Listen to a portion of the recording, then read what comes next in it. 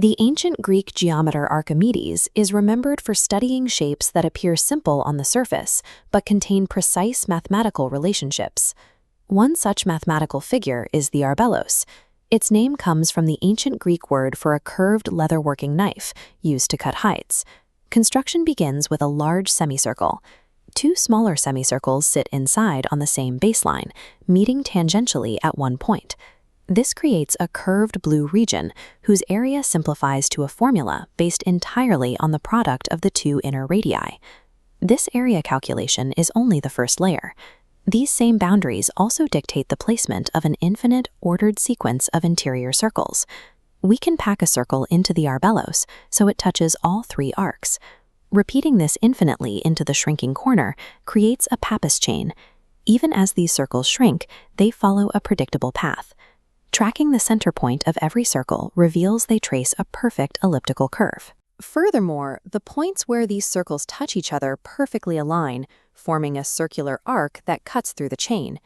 Pappus of Alexandria described a specific rule for this chain. For the nth circle in the sequence, the height from the baseline to its center is exactly n times its own diameter. Proving this for every circle in an infinite, shrinking series of curves is a huge challenge. Calculating changing heights one by one is effectively impossible. To prove the theorem, we have to look past the curves and find a way to change how we view the geometry of the space. Mathematicians use a transformation called circle inversion. It acts as a mirror that warps the coordinates of every point in a diagram. The distance rule is straightforward. Points near the center of inversion trade places with points far away. Furthermore, if a circle passes directly through the center of inversion, the mirror snaps it flat, turning it into a perfectly straight line. While inversion warps distance and straightens curves, it preserves tangency. If two shapes touch in the original drawing, their transformed versions will still touch in the inverted one.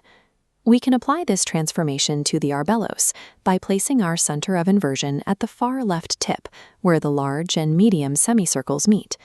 Because those two outer semicircles touch the center point, the mirror opens them up into two perfectly straight, parallel vertical lines. The infinite Pappus chain is caught between these new parallel boundaries. The shrinking green circles uncurl and stretch out into the new space. The result is a vertical stack. The varying, shrinking circles have been transformed into identical circles with equal diameters. The complexity of the infinite curves is replaced by an orderly column, making the relationship between the circles much easier to see. Now we can examine the circle heights in this straight world. Look at the third circle in the stack. Since they are identical and sit on top of one another, its center is exactly 3 diameters above the baseline. This pattern remains identical for the 100th circle or the 1000th.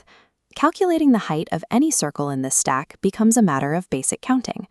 Because circle inversion preserves the ratios between objects, the height-to-diameter relationship we see in this vertical stack is identically true for the curved circles in the original Arbelos.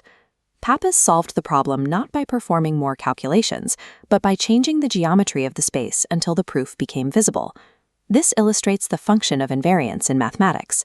Even as the transformation warps shapes and distances, the core ratio between height and diameter remains constant. Proving the theorem in the original Arbelos required navigating infinite curves. Through the transformation of inversion, that same proof is reached by simply stacking diameters.